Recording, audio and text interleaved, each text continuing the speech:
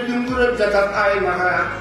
Kutlu olsun ayrımlara, bugün saltanatlı bayramı.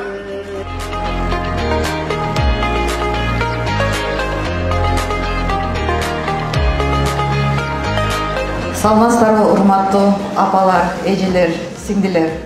Сиздерди келе жаткан 8 март эл аралык аялдардын майрамы менен Жалал Абад шаарынын мэри Ормоков Эрнис Абдижалиловичтин атынан, өзүмдүн атыман жана мэриянын атынан куттуктап кетүүгө уруксат этиңиздер.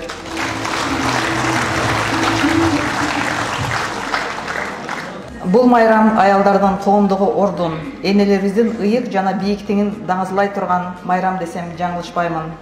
Аял жылмайса, алам жылмаят дегендей, сиздер жан дүйнө сулуулуңуздар менен аламды багындырып, ар дайым аруу тилектериңиз, чексиз мээримиңиздер менен инсандарды жакшылыкка үндөп, дем күч берип келесиздер.